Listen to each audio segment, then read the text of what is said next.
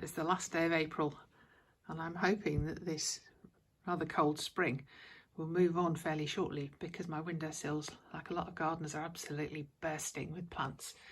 He's looking really healthy at the moment. I've got basil that I've potted on from a supermarket basil, and then at the back I've got some chilies and tomatoes and lots more on other windowsills. I've just been doing a little bit at a time as I've gone along. Classic, do a bit, rest a bit, do a bit, rest a bit. And looking out of this window, this has been an absolute joy lately, because in this tangle of honeysuckle we've got blackbirds nesting, and we can watch them all day, but particularly in the evening in dusk, with the parents going backwards and forwards, constantly feeding those little hungry mouths. It's wonderful. That's the sound of the blackbird alarm in the background, calling to its mate, going chip, chip, in the nest here in the honeysuckle.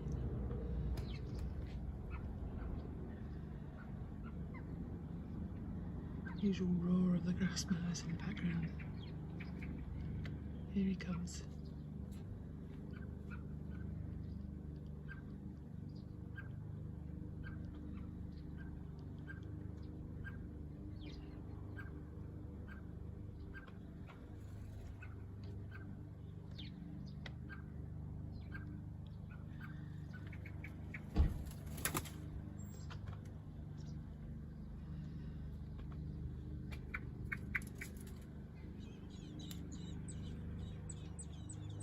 The very high-pitched squeaking of the fledglings.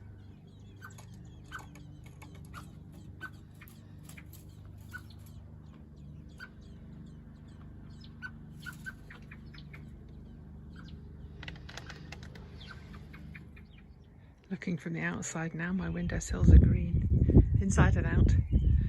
The roses are now coming into leaf, a beautiful deep red.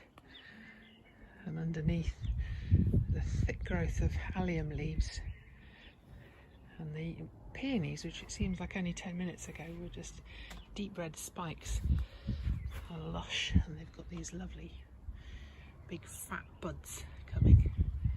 This one is called Shirley Temple. It's going to have a big white pom-pom head. I'm sure these giant lilies have put on another foot's growth since yesterday. And then down beneath them, this wonderful tangle of jasmine stems. Got my little washing up bowl pond full of green goo at the moment, but I'm not going to touch it because I have no idea what is growing in there, what little animal life is beneath the surface. So I'm just watching to see what happens and topping it up every couple of days. This front bed is beginning to get past its glory of last month with all of the hyacinths and spring bulbs in it, but it still has snowflakes there. Lots and lots of pulmonaria. The bees.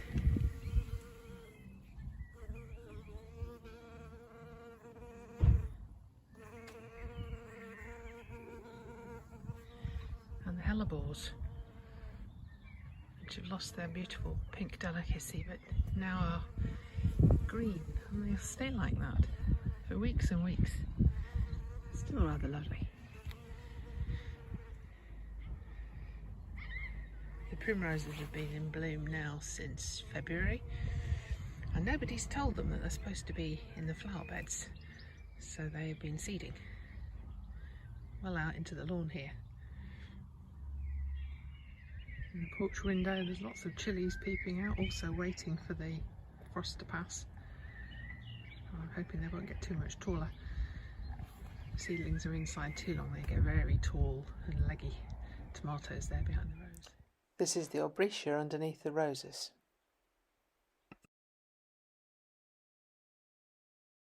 Into the bed, in the shadow of the hedge, very little will grow, so I decided to let the dead nettle go. As you can see, the bees really like this area. There's a feverfew plant growing in there as well. There's bright green fronds, and at the front, the pale green spikes are purple toad flax. The apple trees are just beginning to show the first pink of their blossom, and the grass grass underneath is really lush. I've let it grow, partly because I haven't had the time and energy to do it, partly to let the spring bulbs that were planted there get as much energy into them as possible before I cut the tops off. So you can see these spider growths there. Those are crocuses. The leaves are now going yellow at the end, which tells me that they've taken as much goodness down into the bulbs as they are going to be able to. So I'm going to be able to cut those. The long grass has also produced a lovely crop of daisies and dandelions, which are feeding the bees. And then further along, a little patch of primroses. I'm in the middle of strimming now. I'm taking a bit of a break, but I've strimmed round those to let them go. It's the blackbird shouting at me again. It must be somewhere near. The long grass here, because I've let it grow, are buds of cuckoo flower. Might be able to insert a photo of the full open flower. Right at the back there's a splash of bright red, which is a tulip. And I've always been told that tulips don't last very long, but these have come up every year in the 15 years that we've lived in this house, just as beautiful. And I think initially they were probably planted in a border that the hedge then overgrew, and they were lost for several years till we cut it back a bit. That has been a border of daffodils. Also gone over now, but I've let this grow long, so we've got white dead nettle at the back. Also really good for the bees at this time of year.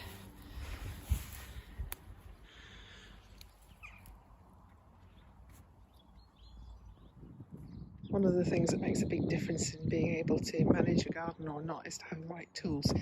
I've battled for years with strimmers that constantly break, and it's really hard work to keep replacing the spool.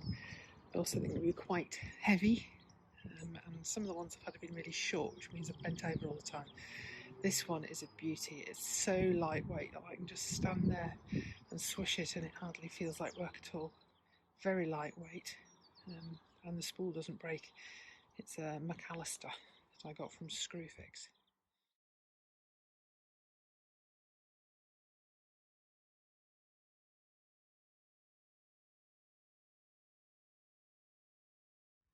And just look at that blossom. That's so exciting. I haven't seen this much blossom on this Discovery apple tree for a long time. Behind it, lots of cow parsley coming, and some goosegrass, which I've always really tried to avoid in the garden because it just spreads everywhere, but in this corner it's quite welcome, and I can pull handfuls of it for the chickens every now and again just to keep it under control. Also known as cleavers or sticky willy to some people.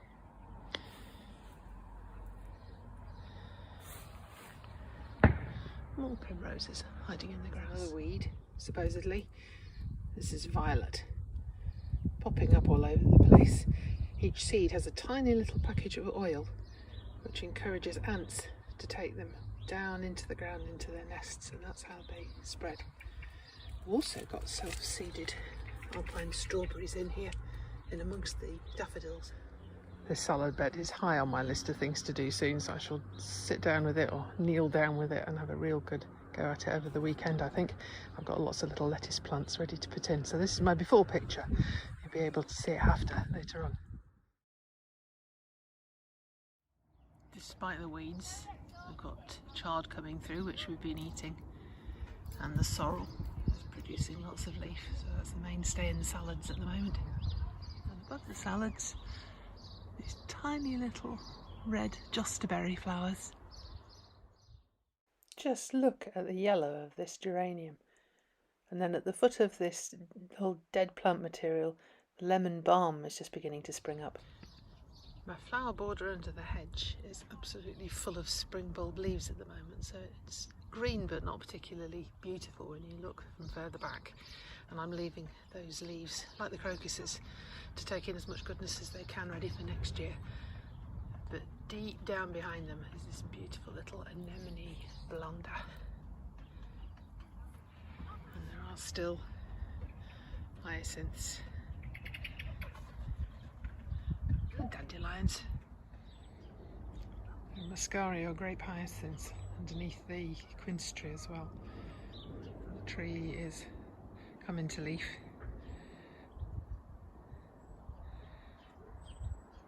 blossom. Very beautiful little white flowers on before too long. And even more exciting than the blossom on the Discovery apple, this is the first year I've had blossom on this tree that I took as a graft in a class, and it's called Pink Pearl. So if I get apples, they're supposed to have deep red skins and very pink flesh. And these are my Slovenian tulips. These were bulbs given to me on a work trip to Slovenia with the Erasmus scheme, when we were going around projects that were using gardening, horticulture and outdoor activities for therapeutic reasons. It was a beautiful gift to bring home because they've grown every year since. Acer leaves. And the buds of lily of the valley just by the back door. Here we have the first shoots of the hostas coming through, which apparently in China are a delicacy. They cut them at this point and steam them, I think.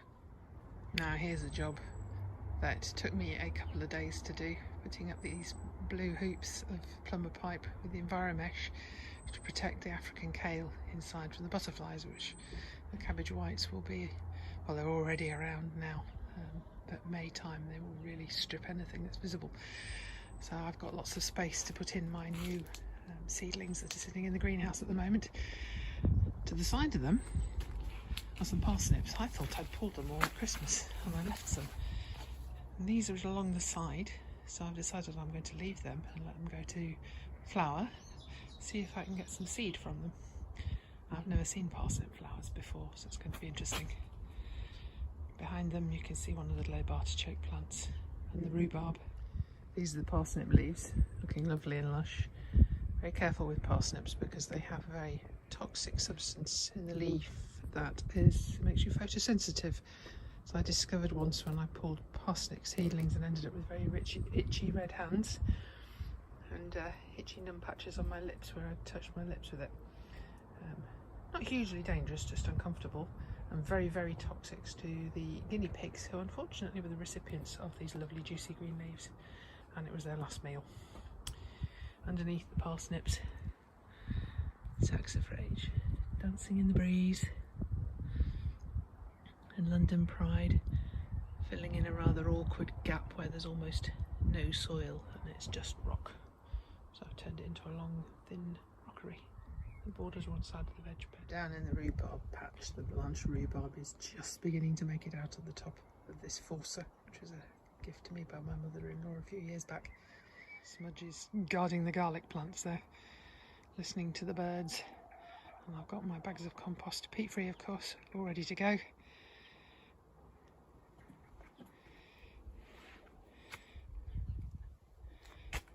These flowers here are of the landcress, which is part of the brassica family. And it's also been really useful for us for salads over the winter, and it does taste very much like watercress. Now again, it's food for the insects, but once that goes over I'll chop it right down to ground level. I don't particularly want that seeding everywhere, it's already making a bid for freedom.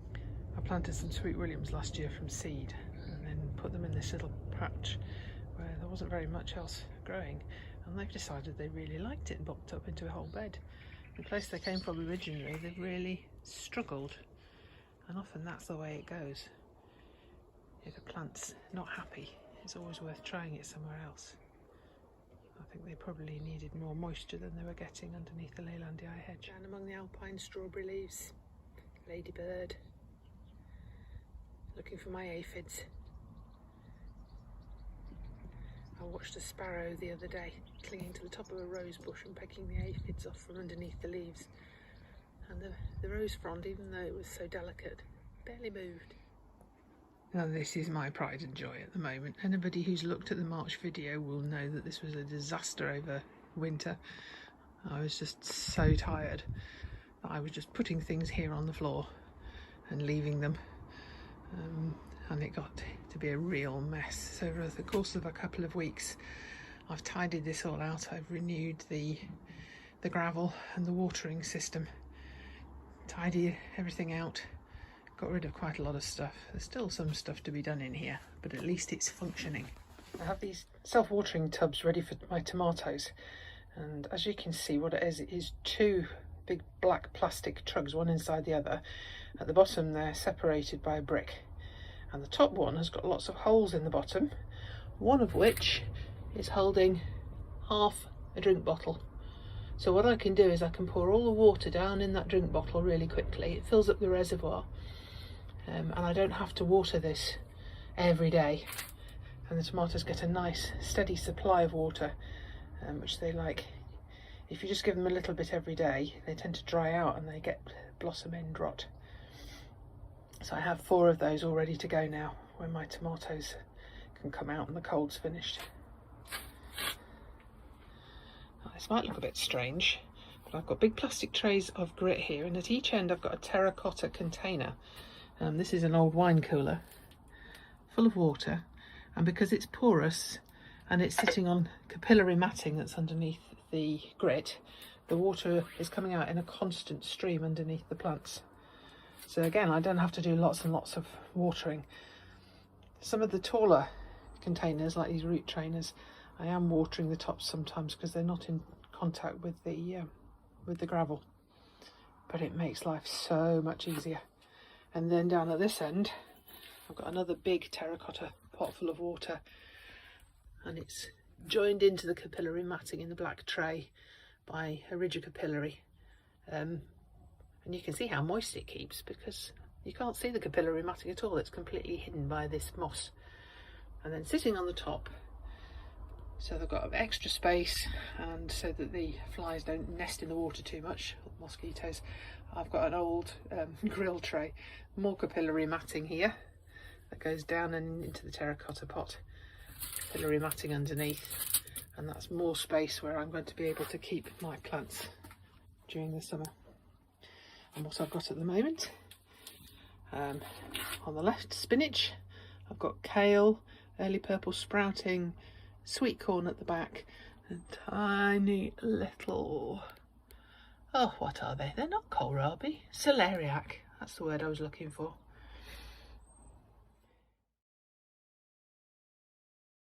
Not much going on the other side, but I do have a pot of dahlias. Dahlias also don't like the frost, so they're in here for now. And at the back, there's some coriander seedlings. I have no idea how those got in there. Pea shoots and an auricula, which is facing the wrong way, growing towards the sun. This one's called Indian Love Call. Turn it around. Very pretty. And that's my compost sieve. I wrote about this in one of my blogs. It's a Christmas present, and I can put the compost that I make through that, and it gets rid of all of the bigger bits, makes it nice and soft. And I've used a mixture of that and topsoil and some old bought compost to make a really nice mix for these planters. And I was able to do that over the couple of weeks that I've been working on it, just by doing a little bit at a time, sitting on a chair, turning that handle. What is this cat doing?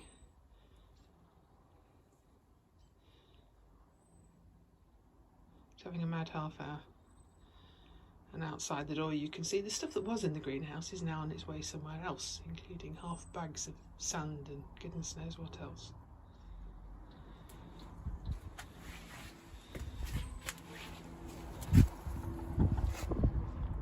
We managed to prune the buddleia, or Simon pruned the buddleia while I sat and watched him and gave instructions. That had a real battering from the frost, but I'm not worried about it because I think it would take a bomb to kill a buddleia, frankly. And then behind it, the red currant. These tiny little green cascades of blossom. Have you ever seen gooseberry flowers before? Oh, now you have. Little green bells with red lining. Lovely glossy leaves. I spent 10 minutes earlier in the spring getting rid of all the weeds in this bed and planting out some of the lettuces that I'd sown in the late autumn. So they're beginning to heart up nicely now. I've got some coriander in the middle. I've planted more seeds. That's coriander seedlings coming through. And I'm hoping there'll be spring onions and radishes as well. And another of the self-watering containers has a little drainage hole in the bottom so that it can't just fill up. I forgot to say that on the tomato ones. Just there, just above the level of the brick, so it never gets deeper than that in water. Otherwise otherwise everything would become waterlogged and dull. Chickens are getting noisy. They think I'm going to feed them, and they're right. I'll give them some corn in a minute. They've been in this little pen all winter because of the avian flu outbreak, but that's actually been lifted now. So as soon as I'm able, we're going to move them back into the main pen, give them a bit more space. And they have been eating all of the ends of my brassicas from last year. You can just see the stalks there. They're stripping all the leaves off. Nothing's wasted. Turning all the weeds and the old leaves into eggs. The bottom of the garden, or what I think used to be within an old field hedge before these new houses were built, and they were let to go, and are now interestingly shaped lollipop ash trees. And this tree in particular, with all the ivy, it's like a high-rise block for birds. I've been lying in the hammock with my new camera photographing them. You can see at the top there's a pigeon and a male blackbird who wakes us up in the morning sometimes with his singing. But there's I think at least one, possibly two blackbird nests in there, goldfinches, sparrows, the pigeons. Always activity along the line of trees here. Another pigeon further on. People are always very rude about pigeons and how they eat all the birdseed, but if you look up close at them, they are really, really beautiful birds.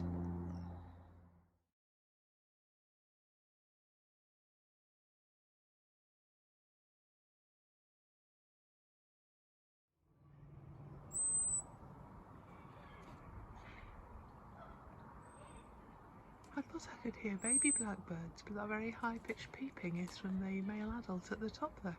They make an extraordinary range of sounds.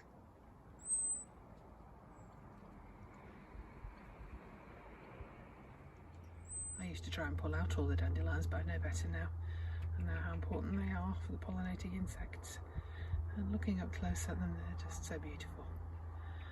Otherwise known as scatterseed,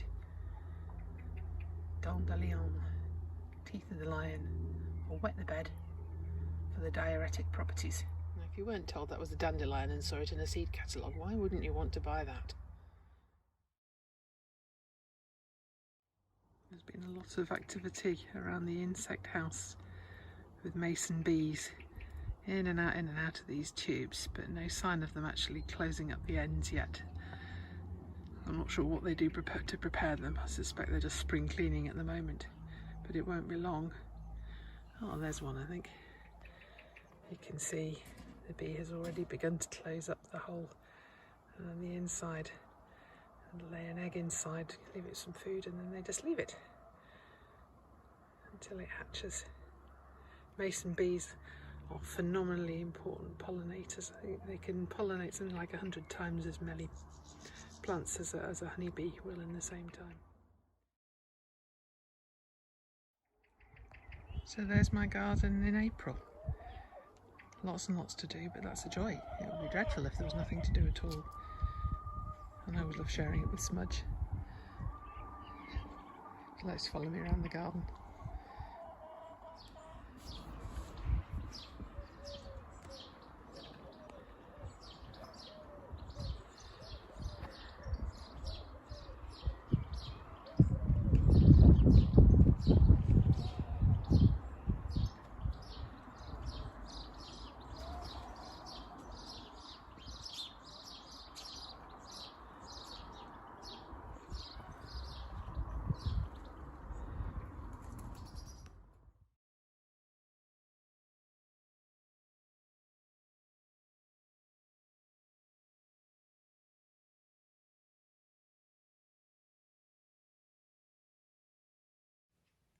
If you found this video helpful, please do click on like below and subscribe to my channel. You might also like to hop across using the links to my Facebook or LinkedIn pages where you'll find much more content.